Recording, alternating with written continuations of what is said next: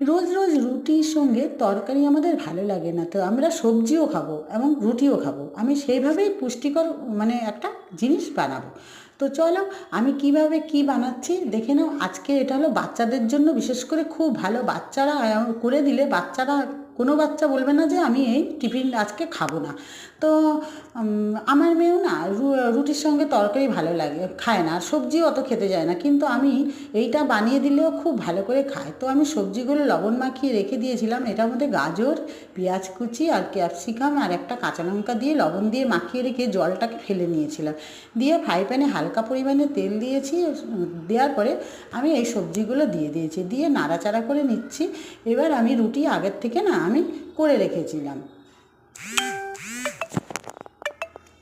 তো নাড়াচাড়া করার পরে আমার সবজিটা এইভাবে হয়ে গেছে, একটু হালকা ফ্রাই করব। দেখো কত সুন্দর হয়ে গেছে। তারপরে আমি সুইট কর্ন ছিল ঘরে, আমি সুইট কর্নটা এর মধ্যে দিয়ে দিলাম। আর সুইট কর্ন যে দিতেই হবে এর কোনো মানে নেই, আমার ঘরে ছিল আমি দিয়ে দিয়েছি। তারপরে আমি চিজ দিয়েছি। যত ভালো করব তত বাচ্চারা ভালো করে খাবে, তাই তো? এটাই হলো বড় কথা।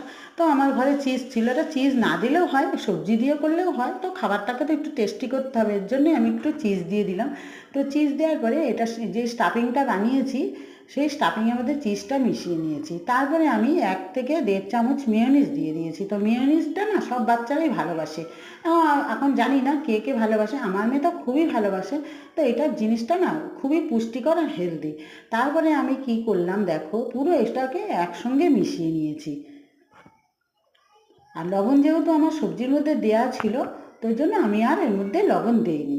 তো তারপরে দেখো আমি রুটিগুলো করে রেখেছিলাম, আটারই রুটি, তার মধ্যে রুটির মধ্যে এই স্টাফিংগুলো দিয়ে রোলের মতন করে নিচ্ছি।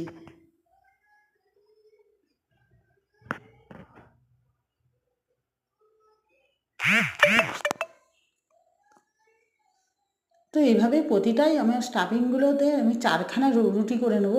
রুটিটা 4টে রুটির মধ্যে রোলের মতন করে নিলাম, এই স্টাফিংগুলো দিয়ে দিলাম।